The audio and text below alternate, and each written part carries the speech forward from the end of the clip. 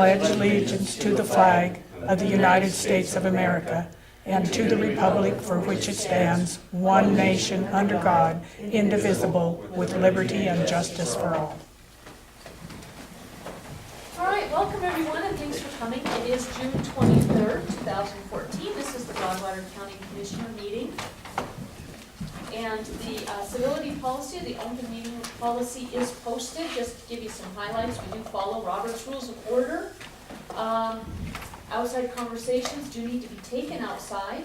Our meetings are on YouTube and recorded, so please state your full name for the record. Anyone who wishes to speak during public comment will be given 3 minutes to do so. So, to get things started, is there any public comment? I have, can I use 3 minutes? Wonderful. Yep. Do you want me to come up here? Whatever's comfortable Okay. for you, I can, is you fine. guys are fine. So your name? Oh, forgot, under sheriff with me. Anyhow, the only thing I'm here for today is real simple, is we talked a few months ago about the bathroom situation at the search and rescue building. The funds have been appropriated, we all agreed that it needed to be done. Only thing it was never put in the minutes as approved project, so Mike hasn't done anything with it. Got Roger here in BRC because we can't do anything over there. We have no running water, we have nothing. So, talking with Mike, he says, all I need you guys to do is approve it in the minutes and he'll fix it. And life will go, be great and prosperous and wonderful, and we'll be all happy and smiley and everything else. So that's the only thing I need from you guys, is just to approve in minutes that he can do his thing. He's already got the money and everything else, so that's all we're waiting on, so. Okay? So quick, it was 33 seconds. All right. Yeah. Bill? Bill Kearns, I wanted to ask about the status of the both the docks at Moose Bay and going over to Silos. What's happening there? All right, any other public comments? I do. Brenda? I guess more of a, Brenda Ludwig. More of a question than comment. I received a invoice back concerning my legal services that I rendered or requested, where it wasn't paid. So I'd like to know why the invoice wasn't paid by the commission. All right, any other public comment? Public comment, Melinda? I'm wanting to know exactly the same thing that Brenda is asking. All right. Any other public comment? Public comment. All right. What we do for those of you who are new is we hear all the public comment and we give answers to them just because it streamlines. And if you guys have anything to add, the search and rescue, Sean Higley is going to be giving you a call. I gave him your contact last Friday. What we talked about, we haven't appropriated the funds for that. What we did is we kind of put you in together with the other groups that have needs as well, similar parallel needs. And what we're looking at doing is, instead of putting a chunk here, a chunk here, a chunk here, we're looking to put together a plan and marry everything together. So he's got some ideas to expedite that. But I don't mind. Yeah. And I understand that. And overall, understand that wholeheartedly. However, we're still 12 to 18 months, even at very best conditions, we're still 12 to 18 months away from that particular, if that was gonna fruitilize into anything. We have a problem. One of them, people keep tipping over our house in the wintertime, it freezes. We still can't even wash our hands in the building. We can't do any maintenance to it.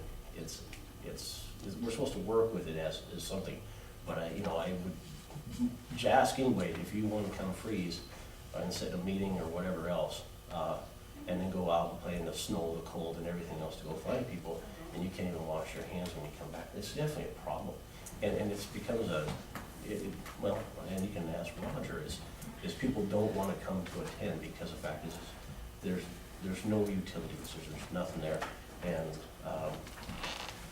I would love a new building, I really would. And I understand weeds issues, and I understand mosquitoes issues and everything else, but the same note, it's down the road. And I look at it as an improvement if you ever decide to sell the building. A bathroom would be one of those things. I mean, if somebody was gonna build a shop in there, like John Hesrum was gonna move his shop over there, he'd still have to have a bathroom in it. So I don't think that we'd be losing money in the long run. And the reason why I say that, Mike said that the money, that's where I got that more of, was Mike said the money was put in his project fund. That's why I'm here. I don't know what his project fund looks like, but he said that money was put in there, so that's why I'm here today. So, not to make a huge issue, we just got some, I guess, I consider it morale and welfare issues at search and rescue, so, and bathroom being a key note with that, so. You're absolutely right, that money was designated for that. You guys come in here, told what you're gonna do with it, and it's also gonna be used at Roger. In fact, Roger showed me down there, gonna have a separate door, so any other county employee wants to use the shower and the bathroom and stuff, will come in this other way, and they won't be interfering with any search and rescue stuff. And yeah, that was completely all approved before. I was surprised the work hadn't been done. I thought it was gonna be done there in February. Well, and I think we just, I'll be honest with you, Mike's been a godsend for the county, he really has. He's been, every time we need him, every project, every little nook and cranny that we need addressed, he's been there. And so I think part of it is he's just been inundated with requests from sidewalks to concrete pads to build a wall in the jail, to do maintenance in the jail or whatever else. And so I think that's part of the thing, is that it's been to a point and you know, we're getting towards the end, he's like, what's the, you know, we're having conversations, you know, why isn't this being done, or what's this? And he's like, I just haven't had approval. And so, he's more willing and to get it done, and I think that's just kind of where we're at. I don't want to sound like I'm beating a dead horse, but, that's a bad acronym to use, but, all the horses in search and rescue are fine. What? There's a certain foot and mouth on that one, but, you know, I think that's just, I think overall, it's, even if the county decided to upgrade to a new building, and that's kind of the thing that people are doing right now. Park County just put up a tremendous facility in their area. Lewis and Clark County's in the process of building a new search and rescue building as well. Yes, our search and rescue needs have grown, our search and rescue has grown, and it's very tough to have these missions and everything else, where people, when they get dirty, they get muddy, and, you know, heck, even if they drink too much coffee during a training session, they can't even, you know, if the toilet's still standing, if somebody doesn't come over and knock it over and spill everything all over the place, then, you know, you can go stand outside and freeze to do it. So it's just more, it is an inconvenience, and I understand it's problematic sometimes, because there are some bigger goals and objectives out there. But it's a need we have an extreme need at a short-term level. I'm not looking for the Taj Mahal of bathrooms by any means. It's just or a training room or anything like that. But we do have needs that need to be fulfilled before we can really move on in a more prosperous thing. And like I said, I think if you include a bathroom in the building, if you ever decide to sell the building to a business owner or something like that who want to make a mechanical shop, you're not going to lose your money. You're going to get your money back. And I think that's just, I just think it's a good idea. So, Can I make one comment on that, please? So Roger Vedder, Vice President Search and Rescue. 2 years ago, when I was elected Vice President, that building was a shell. There was no insulation, there was no sheetrock on the ceilings, nothing. Out of our budget, we have got it insulated, we have got the ceiling sheetrock, we have the walls enclosed, so that we have an area to hang our equipment on, store our equipment. We're required to basically provide public safety, and that includes mountain rescues, helping those that need it, water rescue, ice rescue, hazmat if needed. But yet, comes up the bathroom, you have no place to even wash up when you're done. No place to wash down your equipment, because we have a 1.5-inch pipe in there with a little faucet spigot on it out in the room. No way to wash down your trucks, no way to wash down your snowmobiles, things like that. My members, the morale is going downhill. They're all volunteers, they all wanna help, but you can't expect them at 20 below zero to stand outside and go to an outhouse. It's not right. So I would suggest to the commission, if they would, is to expedite this project. We need it desperately. Thank you. I have a question. Absolutely. So, ballpark figure, what do you think it'd cost to do that?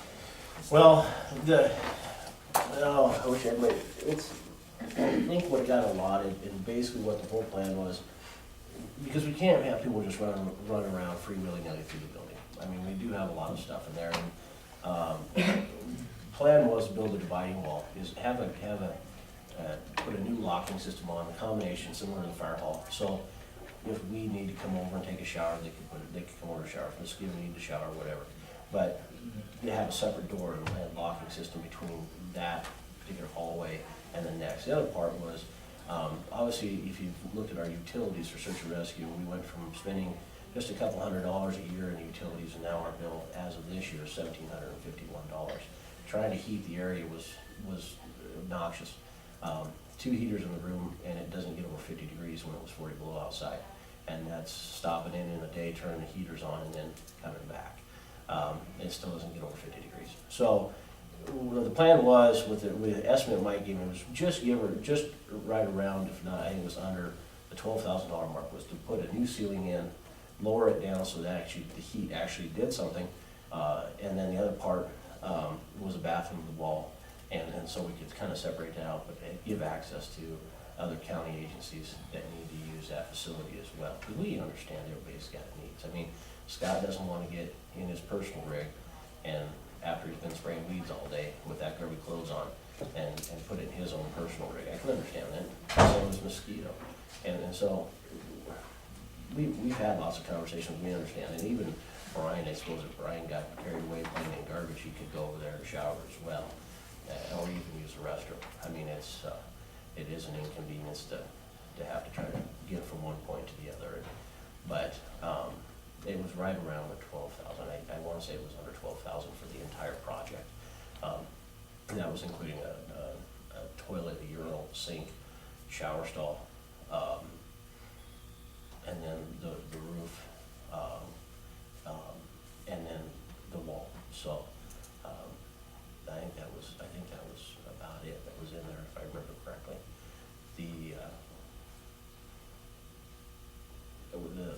I think that included sheetrock. We were gonna take out a door, and we were gonna take out one of the main doors completely and frame it in because we can't use it for anything. And then the other one we're gonna cut down, have them bring it down so it's a lower level. So there's 2 drains in that building right now, and basically they're used if we go out and are on the snow bills, we can roll them in if they're froze up, roll them in. The water can drain in that little gravel pit, whatever it is, and then we can go pull them back out after they're thawed out, instead of trying to heat up an entire building. I mean, it's a big building, it really is. However, it's not very practical in that aspect. I don't think I'm missing anything there. Was I? Nope, that's about it.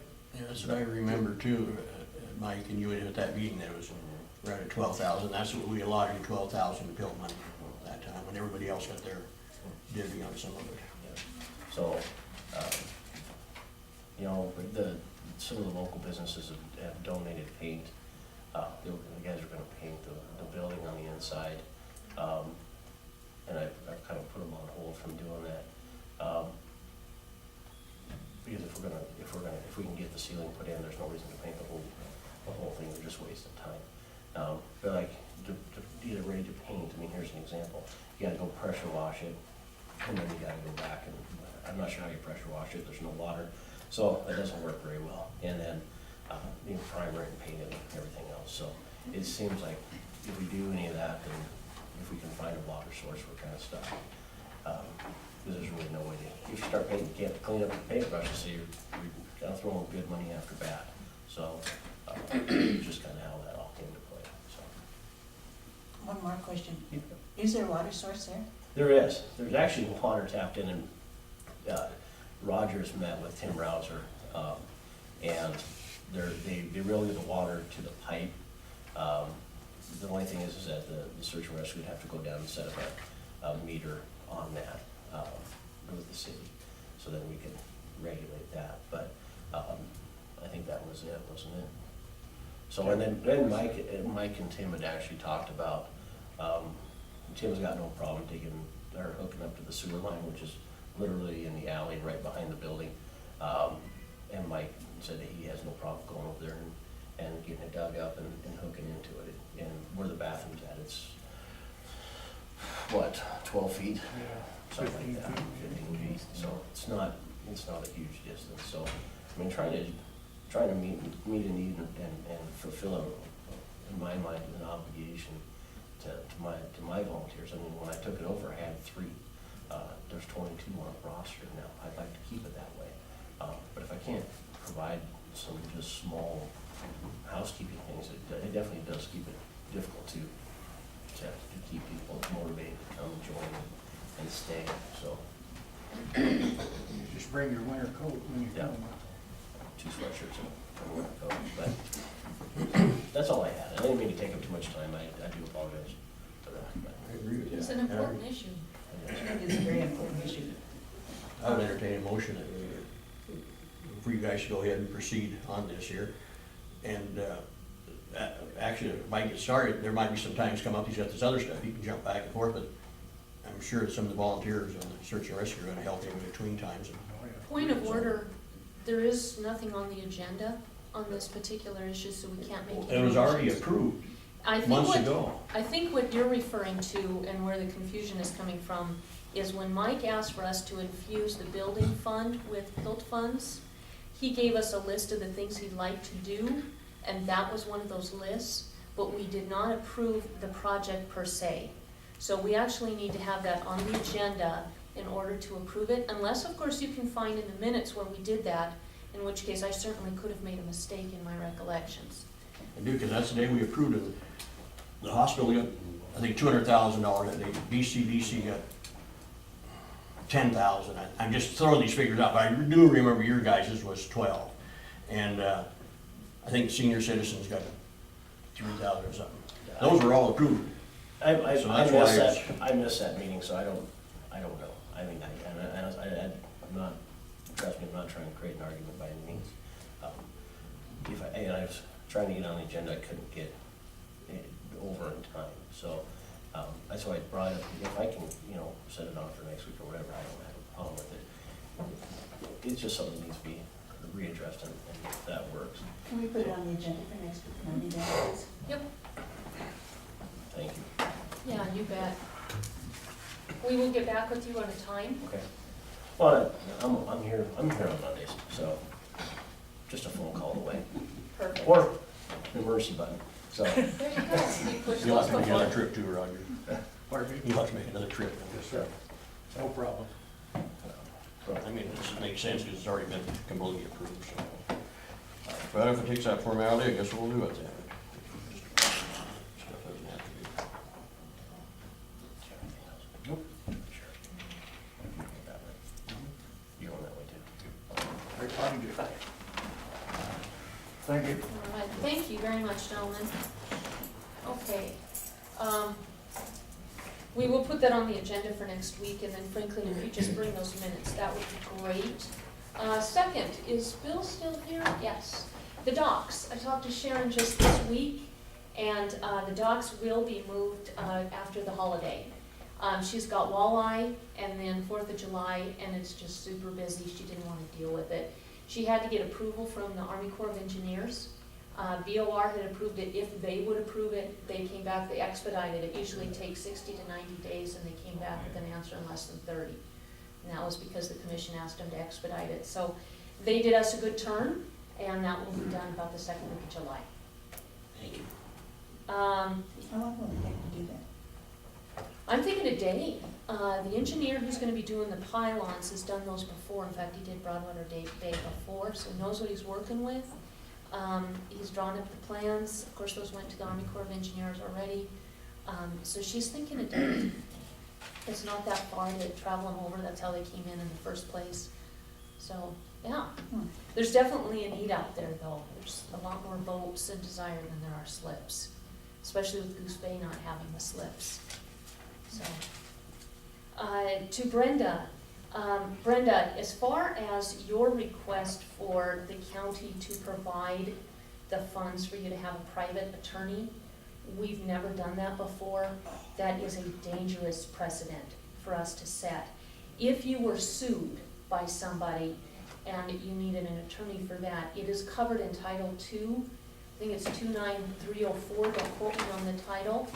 But as far as providing private attorneys for Broadwater County employees, that is a dangerous and slippery slope. We've not done it before, and without putting it on the agenda and putting it to a vote, I don't think that's something that we should do now. Is there any other thoughts from the board? May I comment? Go ahead. I beg to differ. You have hired Tom Budowitz for different things. For county related, not for private services. This is county related. Business. Excuse me. This deals with my office and my duties. When you accused or made accusations that there was fraud within my office.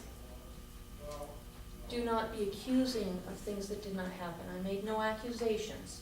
We are investigating a situation, and if you choose to purchase the services of a private attorney because of that investigation, that's your choice. But that is not the county's responsibility to My provide you a duties private are the attorney. county's responsibility, and I have a right to protect my duties as sheriff. I didn't hire this attorney as Brenda Ludwig, private individual. I hired it as Brenda Ludwig, sheriff of Broadwater County. If you need attorney services for your department, we have a county attorney. If it is determined you need more than that, then that's up to you and the county attorney to approach this board and ask for those services. None of those things happened. This was actually, the bills actually don't state sheriff, they state Brenda Ludwig. It is a private situation that the county has no business being involved in. It isn't something that is on my private life. It's my duties as sheriff is what this attorney is dealing with. I gave you a copy of the invoices. I'll just have that attorney deal with it then. All right, and the I think the last, sheriff's absolutely right. Well, and one other thing, you let department heads hire attorneys, but you won't let elected officials? we don't have department heads hiring attorneys for private use, no. Without the board's request? I don't have a clue of any example whatsoever. I will through my attorney give you examples. Only thing I can say, Brandon, it'll take time. I won my lawsuit. My attorney fees were to be paid 6 months ago, and they still haven't. I think it's time for the public hearing.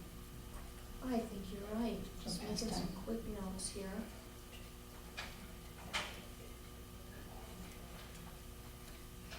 Can I ask a Go ahead. question? I saw something in the paper about, I may have misread it, something about Deep Creek this morning. Did George do it? Oh, okay, it's still on the agenda? Mm-hmm. Yeah. Yep. All right, so it is 10 a.m. Still on the agenda anyway. We're going to do Montana Minute. Do you have anything good to say about our community or state? Franklin? Yeah, we've still got some more rain on since last week, which is good. Now we get some dry weathers, get the hay in there. First getting hay in done, that would be great. Elaine, you have anything to add? I'm the Franklin. I think the rain was a godsend and everything looks so green. I can sprinkle and sprinkle and sprinkle, let Mother Nature do it, and it looks all different. Mm-hmm. My Montana Minute is just a brainstorm. I did the 5K run, although I didn't run, I walked. And I did it with a group of gals, and we were talking about our community and some of the things that have been done by volunteers. So I thought I'd share some of the things that they brought up because it's uplifting and I think it's worth being reminded of. We heard from Search and Rescue this morning, that's all volunteer. I went to the Fire Board District, that's all volunteer. We have many, many different boards, Parks and Rec, the cemetery boards, numerous boards that people serve on without any compensation whatsoever. Those are volunteers. We have an ice skating rink that was put in 2 years ago by a couple of volunteers who got free ice skates to give to kids. We have a rod and gun club that serves Gallatin County because they don't have one. I think that's bragging rights, run by volunteers. The golf course, run by volunteers. Shoot for the Cure, run by volunteers and donations. Softball court is really maintained by a volunteer. Laying sod for the soccer fields, volunteer. Planting trees all over town, volunteer. Putting up flags all over town, volunteer. The rodeo and fair is coming up, that's all put together by volunteer work. Slice of Summer, volunteer work. It marries the after-school program, which is volunteer, with 4-H, with Lions and Rotary. The Fun Run was put together by another group that was all volunteer. Fall Fest, all volunteer. The Raidersburg Schoolhouse refurb and work on that is all volunteer. So I think the people who are responsible for the quality of life that we've come to love in this community are volunteers. And I think that we should be taking our hats off to those volunteers. So, any other Montana minutes from the audience? Yes. Bill Kearns, a couple of weeks ago, I reminded you of the 150th anniversary of the territory. I've also learned it's also the 150th anniversary of Diamond City. Didn't realize that. And the other great Montana moment I thought was great was this weekend where about, 800 or 900 people, scouts, were out at the fairgrounds, and what a wonderful thing that was. And you go out today and that thing is just as clean as can be. You wouldn't even know they were there. So I think a lot of kids enjoyed a good weekend in towns in Broadwater County. Thank you, Bill. Any other Montana minutes? Tim? I'm Chair Tim Randolph. I'd like to just add on to a little bit what Bill's been talking about with our state territory and how we've come to be where we are today. We certainly can attest that our state is really the treasure state with our minerals and timber resources as well as our cattle industry. And then an interesting point that I found that took place last week on June 17th, 1832, a man by the name of Pierre Choteau brought the first steamship, which was called the Yellowstone, 2 words, up the Missouri River to what was then known as Fort Union, which is on the very eastern Montana border of Montana. It's ironic that that was as far as we could get the needed supplies into Montana back then, and it took another 28 years before we got the shallow draft boats that could make it to Fort Benton. So it's just really interesting that our commerce here in Montana struggled with an infrastructure clear back then, and that we have evolved a long ways with that. But the bottom line is that was all due to the treasure state having the resources for the people of this great country. And that's an interesting tidbit there. Thank you. Any more Montana minutes? 1 minute? Okay. We are at our public hearing. Before we move into that, however, I'm going to take care of housekeeping from last week. The minutes from June 16, 2014. Those were emailed out to us last week. I'll make a motion that we approve the minutes of June 16th, 2014.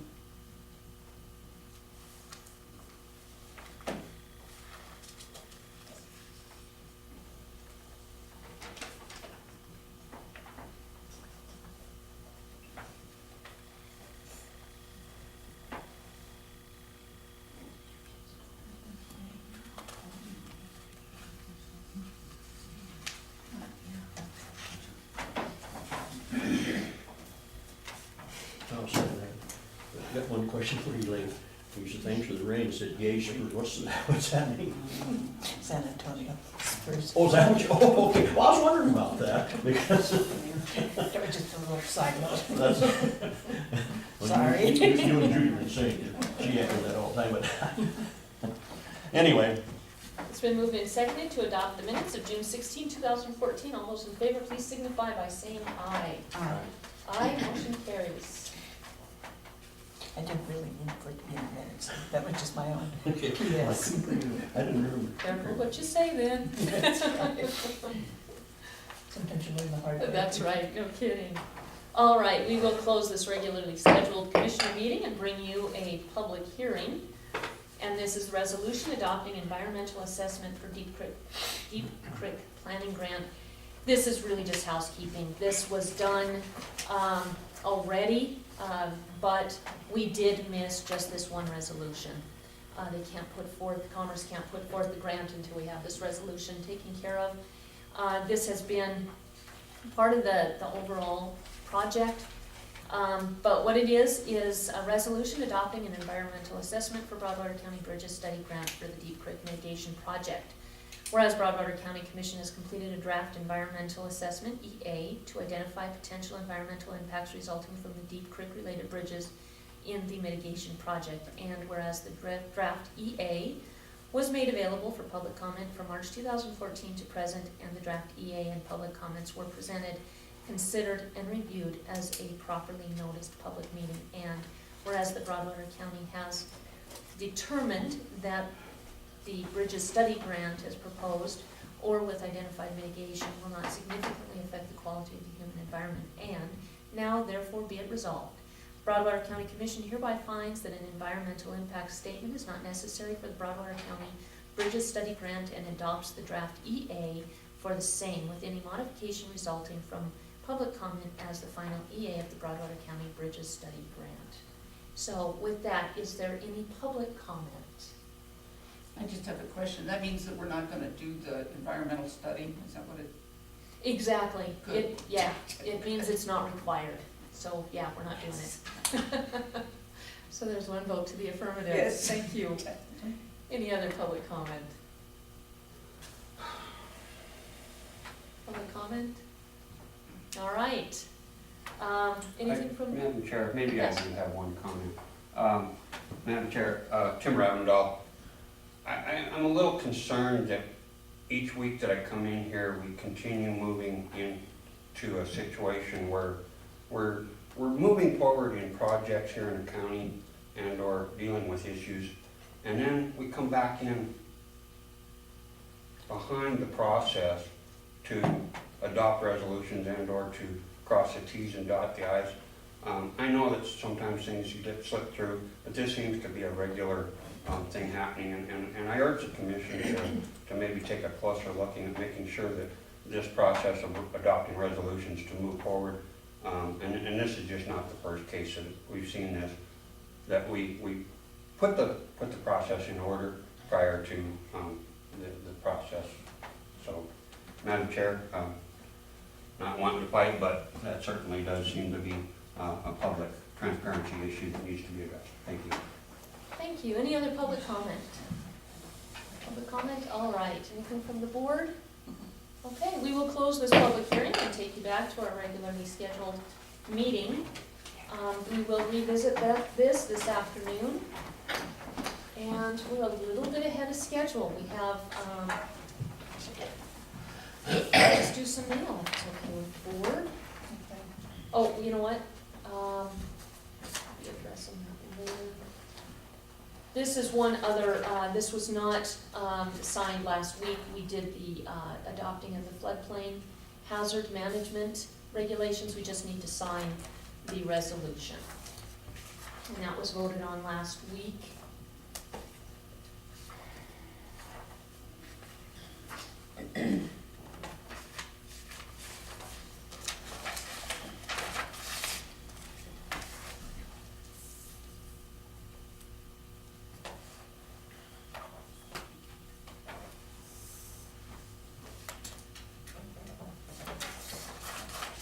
Thank you.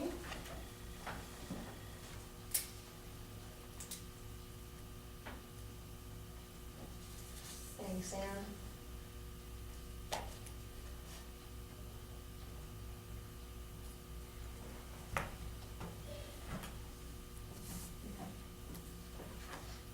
Next we have just some mail. I don't generally take out mail that's privately addressed from our mailbox. But this one was addressed to all three of us, and it is a letter from Rocky. And it's just basically detailing what has happened in the last year and a half, where they've been, where they're going, and some of the goals. And Kurt Chisholm, who was is through the end of the month, I understand, still the acting executive director, will be coming around to meet with different commissions, or is the person taking over will. So I thought this was important to bring forward. Just kind of FYI, Rocky's meeting is scheduled afternoon, and the new lady will be there to meet the board. Excellent. And then she actually takes over the 1st of July. And I understand she is a Montanan who's currently in Alaska, right? That's correct. And we're all come back. Yes, Tim? Could you, are you talking about Rocky Mountain Development Corporation? Mm-hmm. Yep. That was those two short, no, for sure what you were talking about. Thank you. You know, just kind of FYI, about a year and a half ago, Rocky was on really rocky ground, to say the least. The bank was even worried. And the gentleman that was overseeing resigned, and Kurt Chisholm went in as the interim person, turned it around, has done a fantastic job. And now they have just hired this lady from Alaska by way of Montana and turned things around, and it's doing a great job now. Who was the former director, the one that resigned? Jean Lure, Gene, Gene had been there a long time, man. yeah, I did.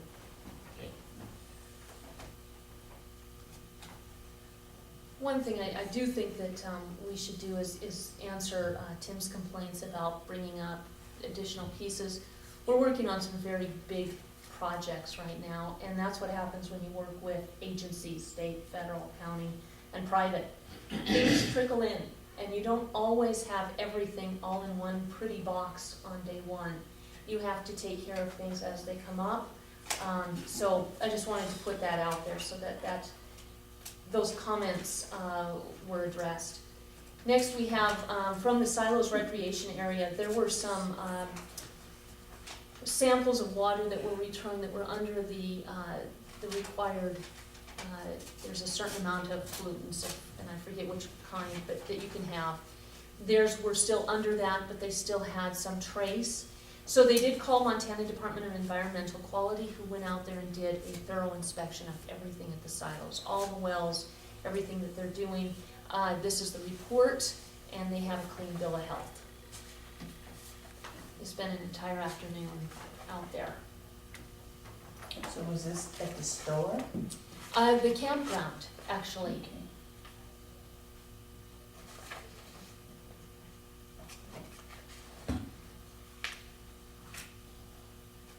But they checked all the wells, so it includes the store.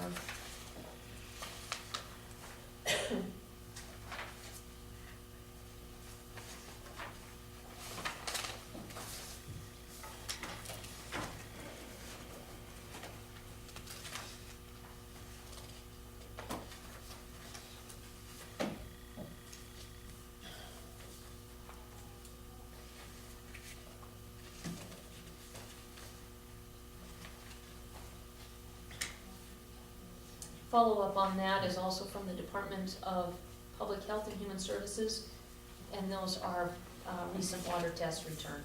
Well, apparently the samples hadn't been sent in. They have been sent in. Well, that's why this letter was sent. So the Monterey violation letter informs you that the DEQ records indicate that bacteriological samples results have not been received for the monitoring period of April 2014. Silos Recreation Area is in violation for failure to report the required April chemical samples as required. Is there another one that's saying there was a contamination of something? Yep, we have the results there, and then we have another follow-up letter here. So all those three just kind of are married together. You always tell us.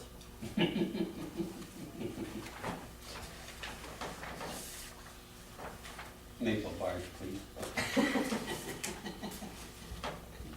Any of the above.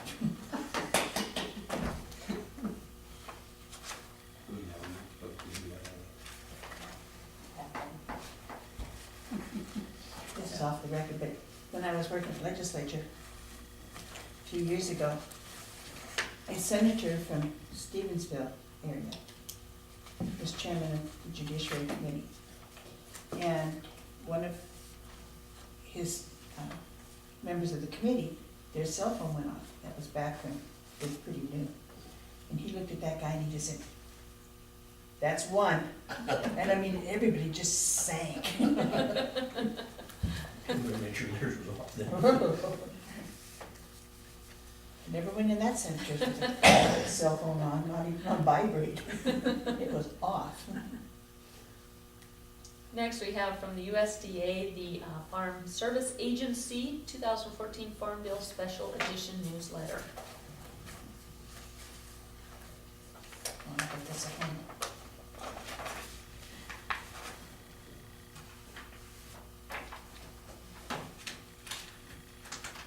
Next, we have from the Montana Fish, Wildlife and Parks, 2014 elk, deer, antelope quotas, 14-15 bison hunter requirements. We're looking for public comment.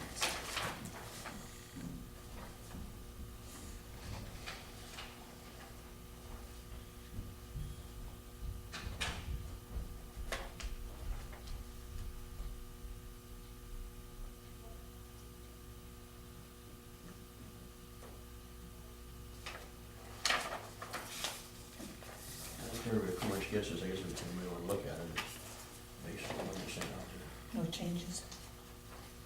Just about everybody got, I mean, they might wanna look at it, Sarah. Next, we have from the Montana Department of Environmental Quality. This is not in Broadwater County, but if you have a friend who lives in Helena, you might want to let them know. They have an intention to issue wastewater discharge permits for Glacier Point Water and Sewer LLC.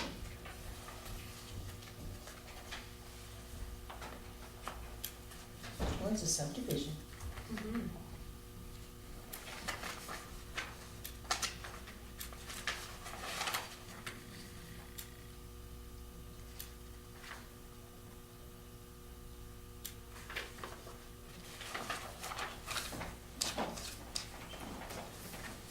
We have from Tony Murnian of the MBAC, Montana Business Assistance Connection Board, a statement of financial position, a statement of activities, and a statement of cash flow, and detailed cash balances by fund.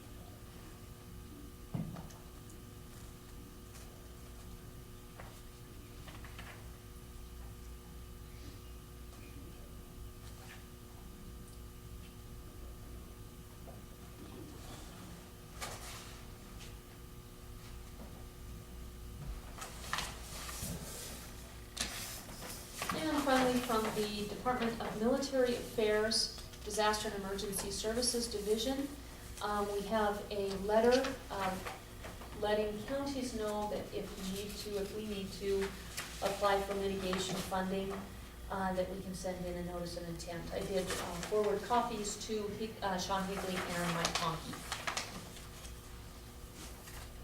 Excuse me, Madam Chair, is Mike going to be talking about that this afternoon or later? He's gonna be I thought talking about a number of things, yes. on the agenda.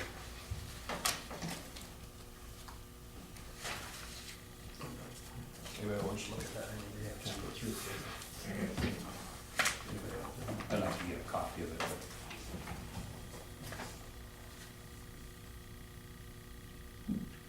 Right, and if you would sign that so we can put it in the claims pile.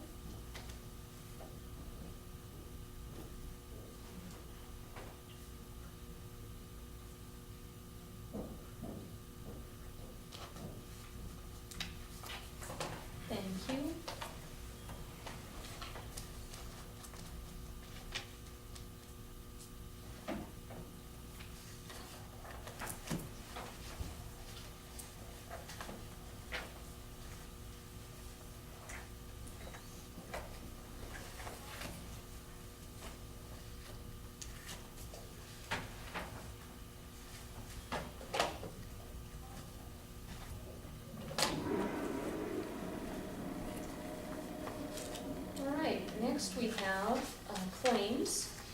last week's claims in the amount of $95,697.43.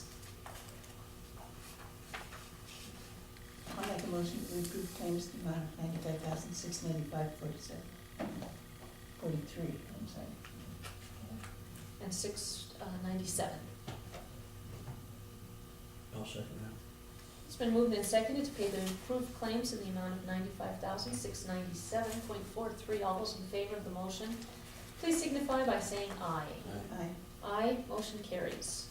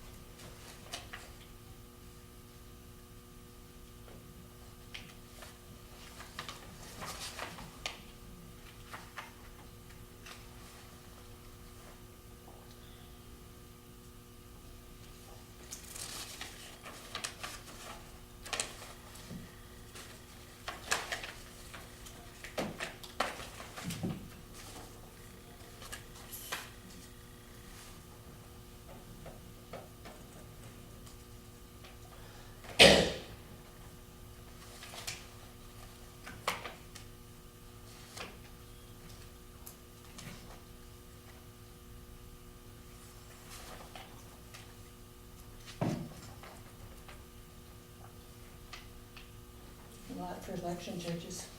Mm-hmm. Yeah.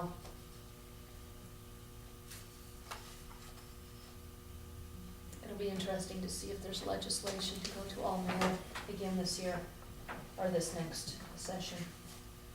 I don't think it'll pass yet, though. Mm-mm. Mm-mm.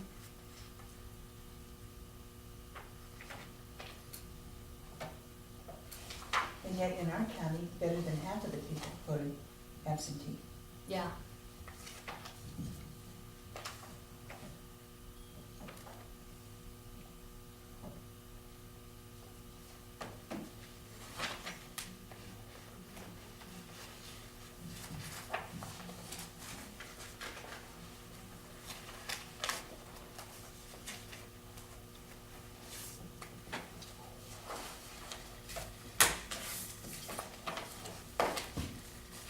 Thank you.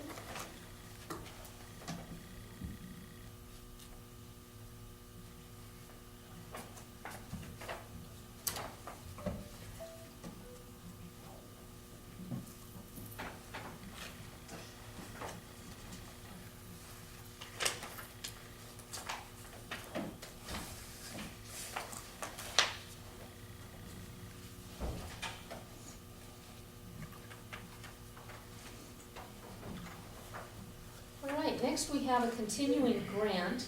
This has been approved in 2012, and this is year 3 of this grant. And this is with the Health Department, and it is for Maternal and Child Health Block Grant Program. And this does not have a set total, it's the size per family, maximum amounts allotted for family 1 through 8 and above. So we just need to approve signing that again for another year.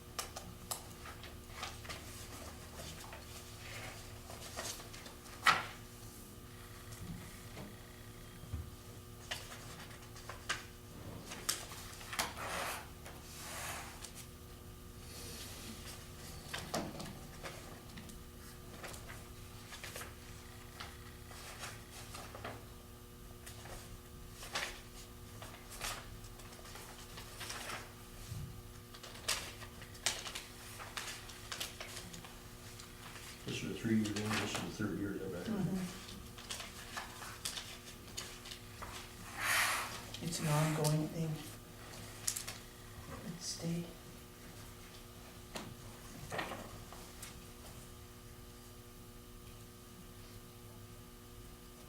Any questions from the board? I'd entertain a motion regarding the grant. So move. It's been moved and seconded to sign on for the continuing year, fiscal year 15 for the Maternal and Child Health Block Grant with the Montana Department of Public Health and Human Services. All those in favor of the motion, please signify by saying aye. Aye. Aye, motion carries. I wonder how many people in Broadwater County partake of that. I think a lot more than we would think.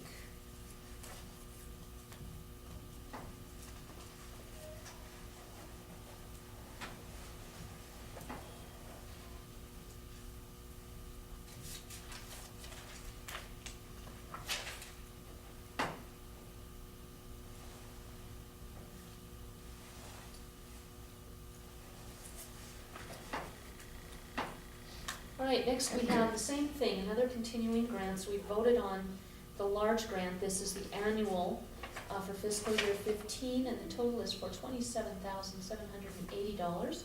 And this is also from DPHHS, Department of Health and Human Services, for the Broadwater County Health Department. And this is paid in quarterly installments.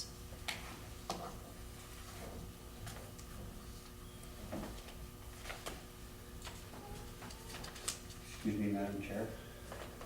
Yes. On that particular grant, do you have any brief summary of information of what those funds are bringing into our local government here? Yes, it's all encompassed in the grant itself. If you'd like a copy of that as well, we can certainly make those and have it. I just was wondering if you had a brief summary.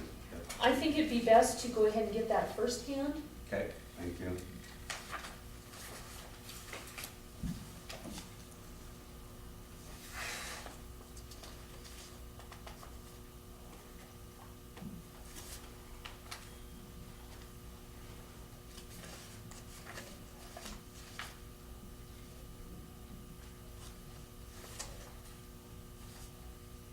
This goes to 2019, then 2012, 2019. Sorry. Make a motion to approve.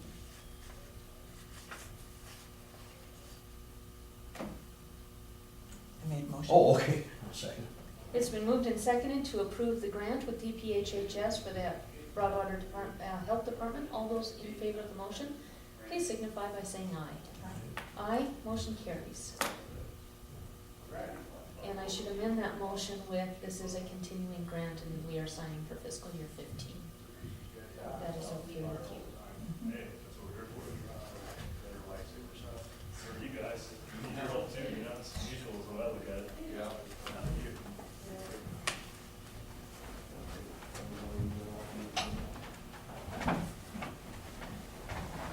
All right,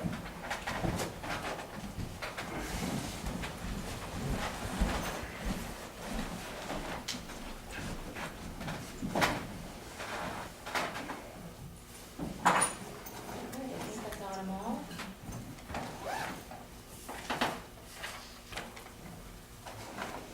And then the last is just a claim. This is for Julie's computer, and what we had talked about doing is Doug's office needs computers to be in compliance with the new work program requirements, or excuse me, the new software requirements. So Julie was unable to wait. She went and got her own system. So what we talked about was paying for all of them out of PILT, whatever the mineral royalties wouldn't fund. This is on the credit card, so it does need to be paid right away. So what Tammy wanted to know is what fund we want to pay it from. And what I was thinking is we could go ahead and pay it right now out of PILT, and then when we have Doug's totals, we can go ahead and put together how much is paid for with each fund at that time. it would really be just an adjusting journal entry. Yeah, problem. I agree. So in order to pay for it out of PILT, we do need a motion. So moved. Second. It's been moved and seconded to pay $1,508.20 for a sanitation laptop, desktop, excuse me, from PILT. All those in favor of the motion, please signify by saying aye. Aye, motion carries.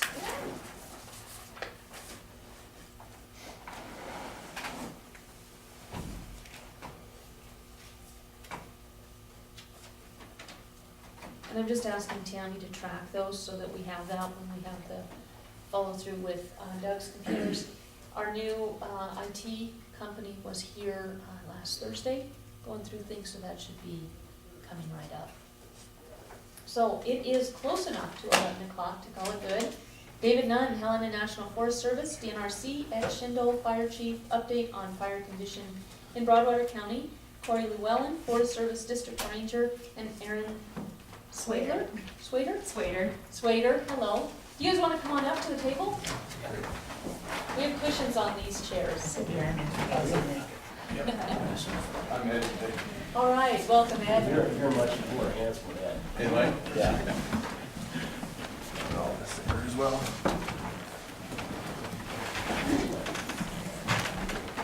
Are you Corey? Pleasure to meet you. Nice to meet you too. This is Elaine Gravely and Franklin Solidka. How's it going, Elaine? I'm Hi. Corey Llewellyn. Pleasure to meet you. Frank, it's good to meet you.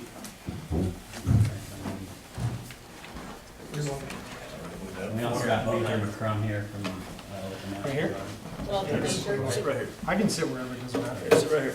There. I can sit back. You can sit next to me. I'll sit next to Gwen here. Dave, I feel honored. So kind of what we wanted to do is just kind of let you guys, meet Corey, introductions, and also give you kind of a state of what we got going on fire this year, and kind of add our burn season with the high winds, and then getting the snow melt late, and then the early green up.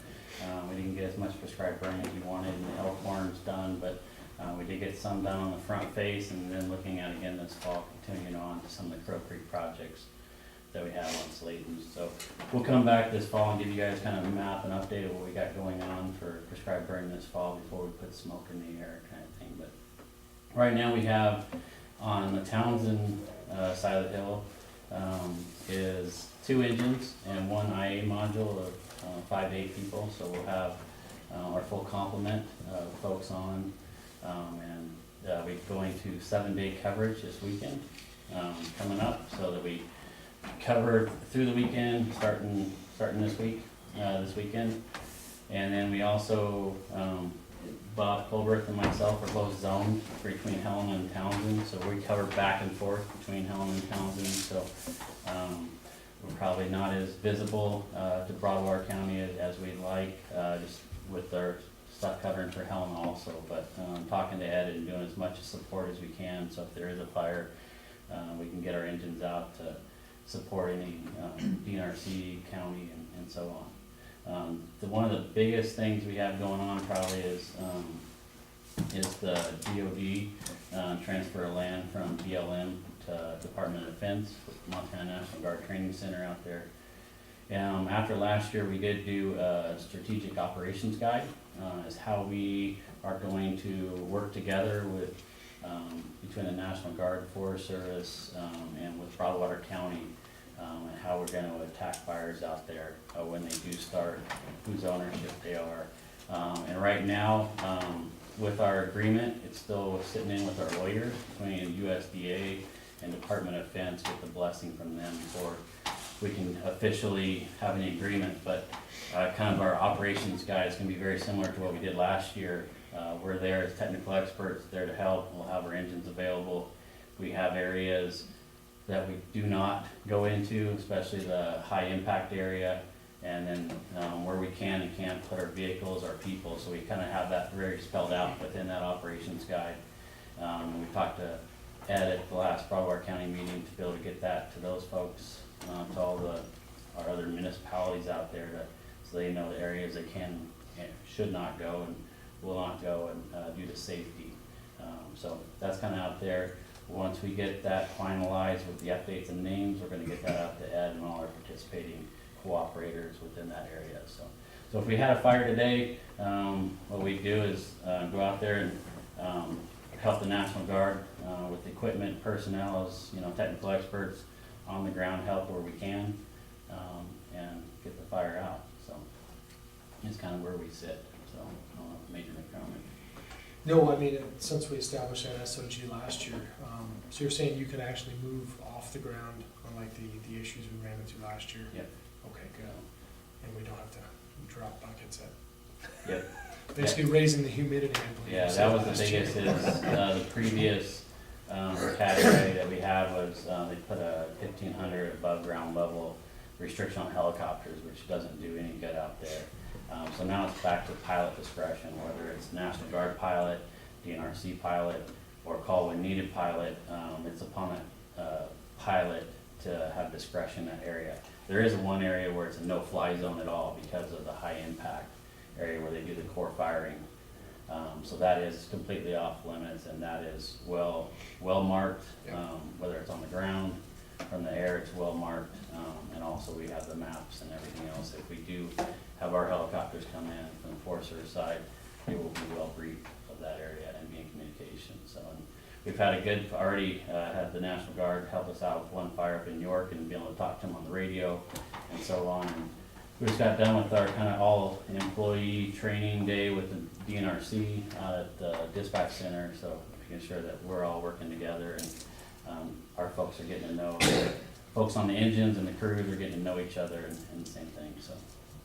The other thing we'll work out with, same as what we've done with Broward County, is any kind of training, we'll help out with, do some kind of training, any kind of fuels work and that kind of stuff, so. In front of you is a packet from the Forest Service. We did a presentation down at the school a couple of years ago. It's the kind of same packet, we just updated it. How we respond to fires within the Helen National Forest, how we evaluate values at risk, and if once a fire starts, it kind of spells out through, we get a call as a duty officer, how we send our engines out, the information we get back, and also in there on page, it'd be page 11, is in there is areas that are gonna be considered, that we've sent in kind of locations we already looked at for resource benefit objectives or restoration objectives, where fire, if it's a natural start fire, we would allow it to play its natural role as much as we can. We would have some kind of objectives of if it gets out of this area, we'd suppress it, but allowing fire to kind of get back on a natural landscape. All the areas that are within Broward County are the Elkhorns and some of the Big Belt areas. It's right in the center of the map pretty much. Is areas that we'd look at doing some of that, and that would be late season as our fire danger is going down and we're looking at precip, lower humidities or higher humidities, lower temperatures, and looking at, farther out weather to see what's favorable to allow fire to play its natural role for any kind of restoration of wildlife, timber objectives, that kind of thing. So kind of what we've done in the past, we'll keep everyone, the community, the commissioners in the loop if something does arise of getting your guys' input into that. We do have our decision support system, or how we make some decisions, our tools there. We have that, and that's where we kind of come to you guys and get any concerns, any political or social concerns out there, of whether it's smoke or folks being allowed to hunt or recreate, and get those supports, and we allow the line officer, the ranger, to weigh those in before making a decision of how we manage that fire. So that's the big players. We did talk about working with the DNRC helicopters before. We've always had the DNRC helicopters that are being able to work and transport crews. We got John Houston here from the DNRC too. To kind of support right now, we can't fly any federal crews on those helicopters right now, but if we are in unified command with Broadwater County, Broadwater County can order those up to the fire chief or the incident commander, and it can be utilized as long as there's threat to private property or any of that kind of private infrastructure. The white helicopters, we can utilize those. So we're working on a plan so that we can fly federal firefighters on the helicopters and have full use of them for the first operational period on federal ground. So that letter is being worked on at the higher levels to get that through. We go through this every year. This year it's just a little bit longer to get that paperwork signed. So.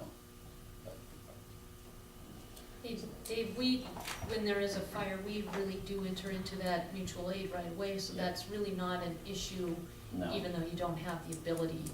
No, especially for down here, we have such broken landscape, fragmented landscape with private foresters, BLM, now DOD, that, and fire, the way it moves around here, it could be a direct threat to private property rather quick, so, and we've worked well with Ed and all the, unified commanders, in the past where it's pretty seamless to get, if we need help or NRC to either bring engines down, the helicopters and so on, so. But yeah, so it's been for us, Broward County's kind of been our pedestal, how we work with other counties and how well we work together down here. So that's, it's not gonna change for the way we work with, send folks out there. If they're not needed, firefighters aren't needed, we'll just send them back, is how we tell Ed how we work it. So the same thing, if we have opportunities, as we talked about, is any training on weekends. Now we're going to 7-day coverage. We'll have folks on weekends that we can help out with any kind of training scenario or actually working together and doing any kind of mock fire stuff and so on, so to help out. So we do appreciate that relationship from all the stations we have within Broward County and expanding into Three Forks, especially after last year on the Copper City fire. So that's kind of our rundown for fire. Bob or John? I was just gonna reiterate the county co-op plan, which we have signed. We have a mutual aid with Broward County. Call if you need help. The logical call is to the Townsend District, which is an hour closer. So we don't come down as often as we do help the other counties, just because of the proximity of the Townsend District. If a fire is just a county fire, and it's escaping initial attack, we can get into that county assist mode, where the DNRC will step up and pick up the costs, and that's when the county is pretty much fully committed, and it's really kind of even their lunch, we can come in and help pay for the bill, and especially those aircraft costs, they get pretty spendy. The mutual aid, it's all on us, but we get to another point where it's gone beyond initial attack, we can help out quite a bit. And we've done it a few times in the last 4 or 5 years. Thank you. And again, we do rely on the Sheriff's Department for in 2000, with Bear Gulch Fire also, and that, we're not the evacuation folks, it's, we rely on the Sheriff's Department and that crew to really help us out there and give us guidance of, we'll give them, the fire behavior update where the fire is and let them make the determination through you guys, of how we want to handle that evacuation. So that's been really good working relationship on there, is, coming out, helping out there, so. Yeah, I think the biggest change is what we have, and as things come forth, and as we know from our higher echelon, as we were told how things are gonna play out, we'll keep you guys informed on that agreement. So we're hoping we'd have it in place by now, but the lawyer's looking through it with a fine-tooth comb and finding, looking at the dollars and jurisdiction and who's responsible for what as things play out. So. Sounds good. I ditto what you say about our relationship.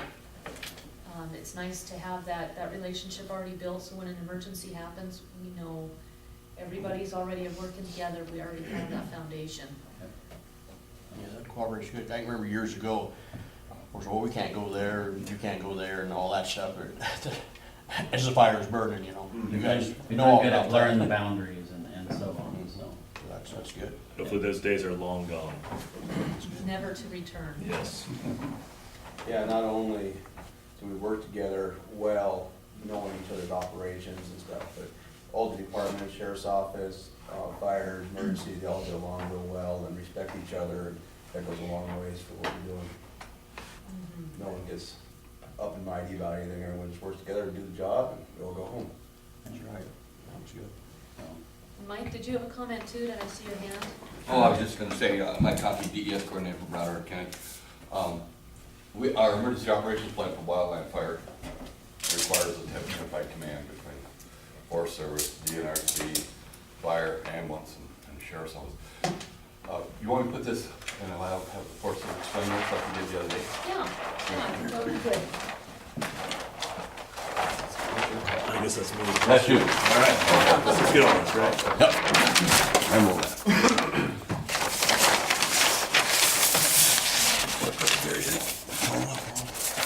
That was nice, man.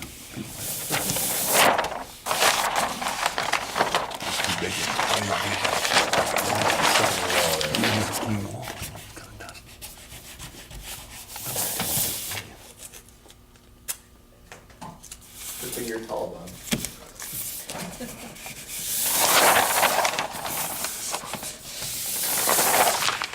This map here, I asked Bob Forest Service put together for rural fire district. It's fire protection map for Broward County. You have to explain it through it. So basically, this map is similar to our forest travel maps you can buy at the district there. It just kind of shows you a standard map. That's what I did as a layer here. This basically shows our initial attack for wildland fire, what agency is responsible for initial attack for wildland fire. I'll go over the ownership first. Everything you see that's green here is obviously Forest Service. Yellow is Bureau of Land Management. The blue sections here are Department of Natural Resources Conservation, otherwise known as the state. And this around the lake is Bureau of Reclamation. That's just ownership. And then as far as protection, you might have to get closer up and look at it, but I'm pretty sure Mr. Conkiger is going to leave it. The hash marks, there's different directions here. These horizontal, which cover both Forest Service and BLM in the Broadwater County, are Forest Service initial attack protection. You'll notice there are some white sections, which are private-owned lands. Those also have some Forest Service initial attack protection that's due to the landowner in its proximity to the Forest Administration boundary. And everything that is white or has no hash marks is basically a county fire protection. It's all their initial attack. That means is they're responsible for initial attack. That doesn't mean that's the only engine you're going to see there or groups seeing there. Forest Service and county, we both show up on each other's fires. I mean, there is a fire on either or that you're not going to see both, including the DNRC showing up. But right here, as you can see where the Limestone Hills is that David mentioned, going to DOD ownership, still going to probably be Forest Service protection, so I left it on there. There's also some state sections in here that have crosshatch, and those we have a handshake agreement with the Department of Natural Resources Conservation for us to have initial attack protection on, which is typically county protection. That's kind of what John and we all worked out. So, and Bureau of Reclamation that's a county co-op, and that's county protection as well. So that's the only outside agency that still has county protection on there. If there's any questions, I can go deeper. The other thing is this Three Forks Fire District, rural fire district down here, just so you guys know. But as you can see, these BLM sections down here, even south of I-90, if it's in Broadwater County, the Forest Service has protection. So I think Mike's going to leave the map up, and if you guys have any questions, please feel free to ask. Is that pretty much it, Mike? Pretty good. Broadwater County has, what, 6 fire stations now? Oh, sorry, yes. I'll let you go with that. In town, we have one that's owned by city and rural, jointly owned, and we respond out of there to most all fires. Winston has one, Duck Creek has one, Tossin has a station, Rangeburg has a station, and then down on 437 and US Highway 287, they have a station there called Park Trail, something new addition last year. Well covered. When I began on the rural fire department in 1990, we would actually respond to fires, and we were told that when we got up there, we would call out our dispatcher on the radio and tell them this is Forest Service. We turn around and go home. And that does not happen anymore. We have a great working relationship with all of our federal agencies, state agencies. Same with Sheriff's Office. We have a wildland fire that includes fire suppression as well as evacuation, road closure. The Sheriff's Office is right on top of it. They're prepared for an evacuation. We have that unified command. What that means is the fire chief, whoever's representing the fire department, whoever's representing Forest Service, represents Sheriff's Office. We'll get together on the hood of a vehicle and they'll stand there and talk together, get a plan together, a strategy, and then they'll deploy their various functional jurisdictional resources. and they stay connected all throughout the entire event. Do a great job. And then my job is to notify the chair of the county commissioners. We have to declare an emergency or order of evacuation, get that paperwork done. And we also have to do a request from DNRC for a paper trail. Most of that stuff we do later in the afternoon. Doesn't hold us up for initial attack or suppression. We respond and everything. Forest Service even goes to railroad fires that are on county jurisdiction. We train together and play together and work together. Works out great. Great organization. We're proud of the Pelham National Forest and Pelham Rangers. Hope to keep it here. So if we do have a larger fire this year, we'll be across multiple jurisdictions. How it usually happens is we'll have an agency rep or so on from each agency, which is usually our line officer, county commissioners, trying to do, if we bring a large incident management team in, then you guys rely on, especially the DNRC for like delegation of authority, but what that team has responsibilities for and what they can and can't do, and kind of like what we did with the Bear Gulch fire and also in 2000 and other smaller fires we've had out by Canyon Ferry and so on. So, you guys have your delegation authority, and also having law enforcement as a part of the unified command for structure protection, evacuation in the county also. So that's especially where that comes in, is playing a huge part. And again, it's been a very appreciated. We've always relied upon, if we do have an IC incident command post, the Broadwater County Fairgrounds being part of that, of being able to house a lot of people or going, whether it's Hellgate Campground or somewhere else that we've relied on. So, and especially where your guys' role comes in is huge for us, of making sure that we get to know everyone and work together, especially when those type of incidents happen. Hopefully this year, in future years, we don't have that, but especially if it was going across DOD land, having them on the plate too is the issue. So, but that's all I had, unless you guys questions for us. And if you guys read through this and have any questions, I'll be happy that I can come down here and help answer any of those. If you guys have anything as you read through any of our policy and procedures, is how we manage fire.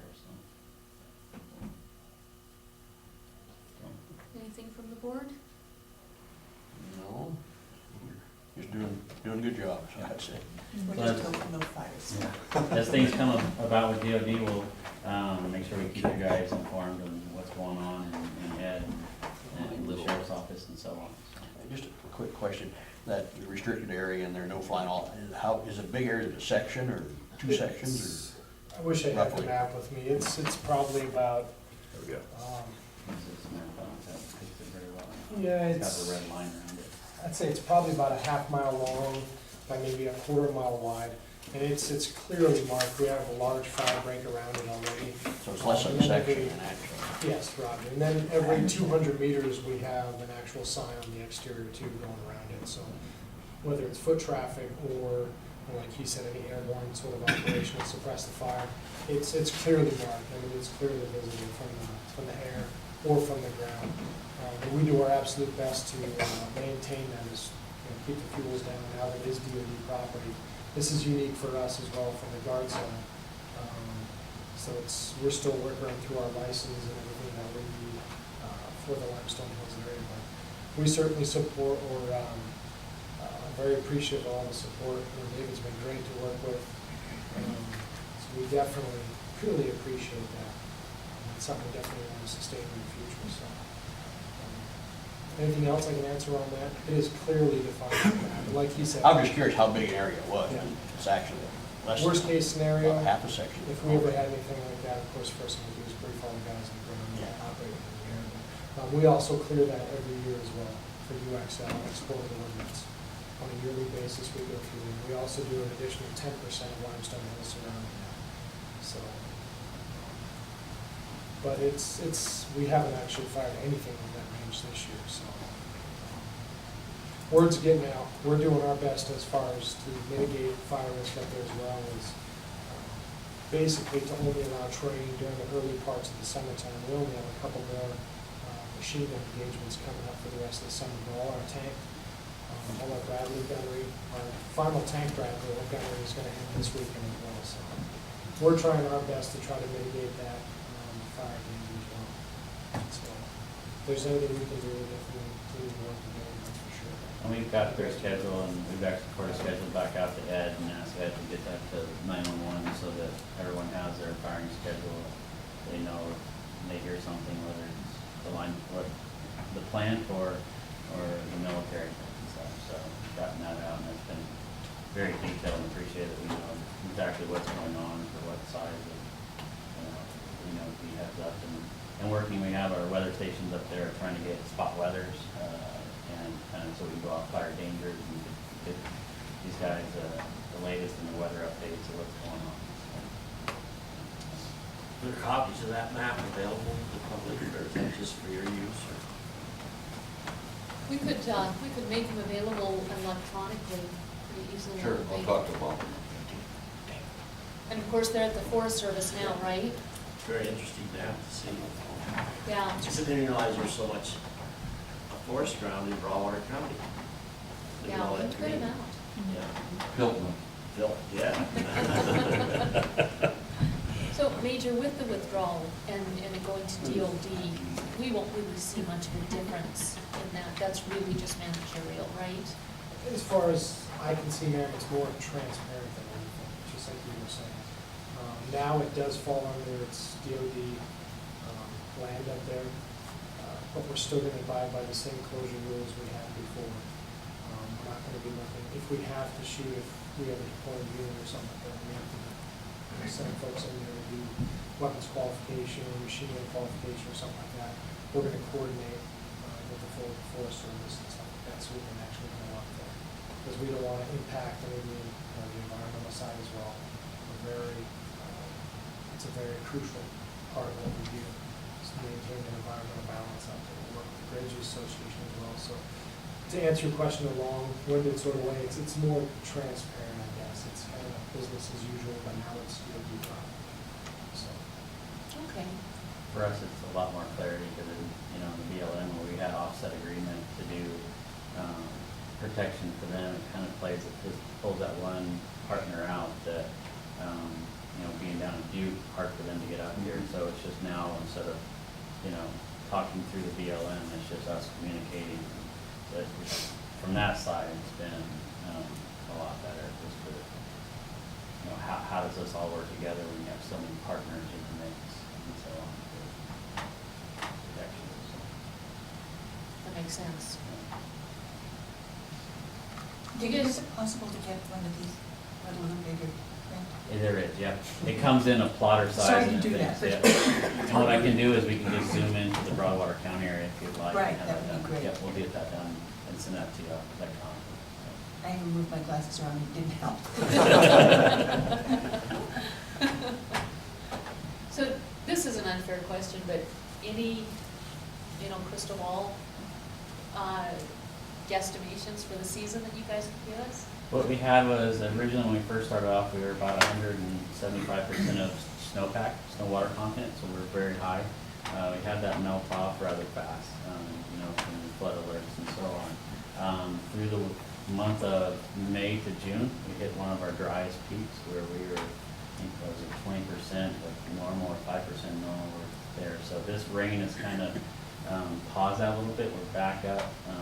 Our catch Byron drought index usually tells us how much rain it needs to saturate the duct layer, bring it all the way up to saturation, bring it back up to normal. And it was around the 600, which means about 6 inches of rain is what we needed to bring it back. So this has helped us kind of catch up, but we're still behind. We're still only at the 80 percentile, I think is what latest we pulled up. So we still need some more moisture.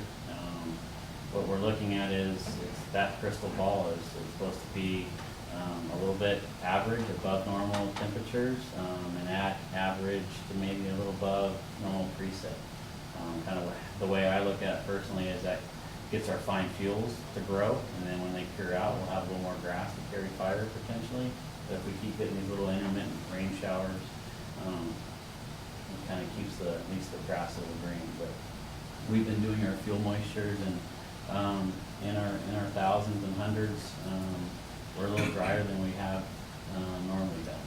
So it could be, it's one of those things, we get the right start in the right place, it could be probably not to our liking for a fire, but, kind of one of those things, so we'll find out at the end of October how it was, so. But you look at predictive services, what they're telling us is, it's gonna be maybe just that average fire season. Nothing huge, but nothing, rain all the time, so that kinda always scares me, when they always say it could be average. It's pendulum can swing either way, so. Sure. Also the wind predictions too. We've also been predicting a lot of high wind events and stuff like that, running through that, which to us is more of a concern. It's our biggest concern, is obviously we're all aware. I mean, Mount Hotasu in 2000 proved that to everybody here, so we don't want that. We'll be ready though, no matter what the prediction is. Very good. Well, anything more from the board? Anything more from you guys? Not on fire. Thank you, David, very much. We'll step away. Thank you. Thank you. You bet.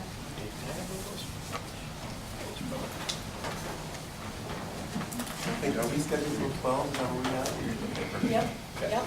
And we can stay late too. Okay. Very flexible. Well, I think a half an hour would be plenty enough for the remaining items that we have, so. Okay, wonderful.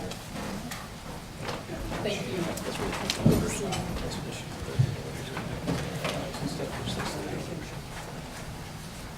So the board's plan revision? Can we You ready? are we Yes. diving into it? Yes, Okay, we'll just perfect. dive right in. So we have a few other items that we wanted to talk about. Oh, no, we're gonna start with fourth page, so please, I got kind of just a quick list. I just wanted to update you guys on some stuff going on in district pretty quick. But before that, kind of wanted to dive into another kind of bigger planning process that we're working on. If you folks haven't heard yet, but we're just kind of in the early stages of our forest plan revision. You guys are probably familiar, forest plan is kind of our guiding planning document with land allocations and different vegetation types, and kind of our guiding document with how we try to manage our landscape. The Helena National Forest plan is 1988. 86. Thank you, 86. It's a little outdated. It's really outdated for us. And then the Lewis and Clark, they're 88. They're 86. They're both 86. I thought one was 88 and 86. Yeah. And so we're diving in and looking at both the Lewis and Clark side and the Helena side. We're going to do that revision together with both sides of our forest. And Erin Swader, said your last name correct, right? Okay. I thought I had it. Erin is our forest plan lead. She's leading the team where they're going to have a whole cadre of core team members and then kind of ad hoc members as we start through this process. And we're just now, how many months have we technically started? November? No, probably 2 or 3 months. Oh, okay, so just this first of the calendar year, really. So, Yeah. And on that note, I'll kind of kick it to Erin. Yeah. She provided some documents to brief. Sure.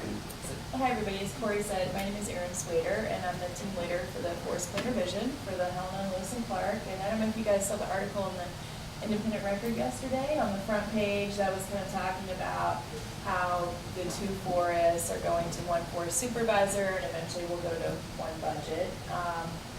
And with that, we're going to have 1 forest plan for the two forests. So I wanted to just, take the opportunity today to let you guys know where we're at in the planning process. We're in the very initial stages. But just kind of touch on some of the high points and then really let you guys know, and also, your constituents, how they can be involved in the planning process. So just wanted to kind of meet you guys today and then let you know how how we see this kind of playing out over the next 3 to 4 years. So I put together some information for you guys, and I don't need to really tell you. I'll touch on some high points, but you can take this back and read it later. But in this packet of information, you have like a 2-page fact sheet on some questions that we've gotten from a lot of folks, and kind of describes the process on the back of this page of where we're going and what's going to happen in each of these stages of the plan revision, and when we anticipate some of this happening. You also have my contact information if you ever need to reach me. Initially, you can still contact Corey as we get up and running, but as we get into the more detailed part and actually start revising the plan, he will probably be in touch with you a lot more, and then you have my contact card too. So, so with that, if we could just go through this presentation real quick. So real quick, like Corey said, we're just beginning our plan revision process. And we're entering what we call the assessment phase, which is kind of it's meant to be a rapid assessment, a snapshot, if you'll almost say, of the existing conditions on the forest. So our team is working on that right now. We anticipate to have our forest assessment done. It'll be one assessment for both forests, for the Helena and the Lewis and Clark. And we anticipate that to come out in December.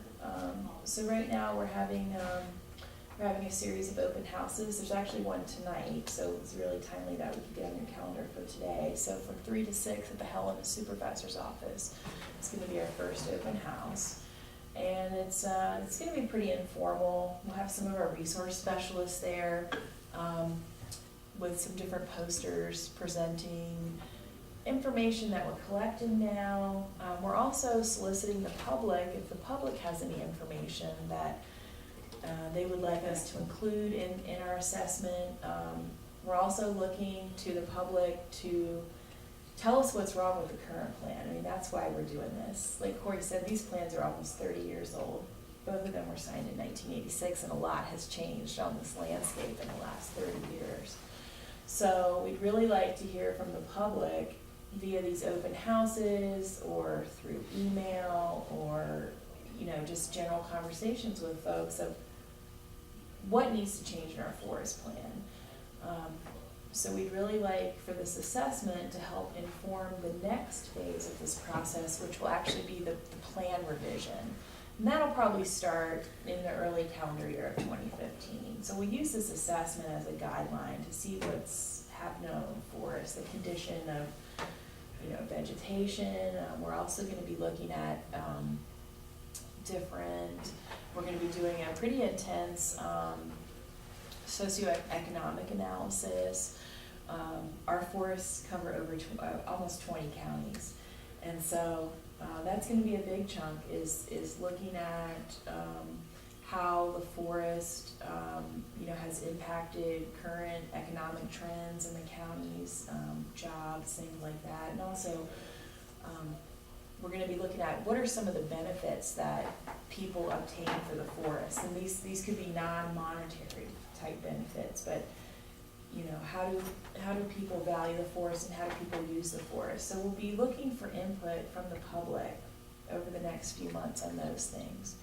And then, like I said, after the assessment phase, we enter what I call the revision phase, and that's outlined in this kind of some of the time frames. But that's when we're going to be kind of coming back out to the public, and we're still trying to figure out how we're actually going to do this because we're so spread out over these 20 counties, like I said. But we'll be having a lot of meetings with the public and really focusing on different components of our forest plans. We have standards in there that kind of guide the forest and how we manage what we can do, what we cannot do, things like that. So we'll be getting into a lot more of the specifics in the next phase of this process. And that next phase, could probably take 6 months to a year maybe. We're looking into using a third-party facilitator consultant to come in and help us kind of strategize on how to best involve the public.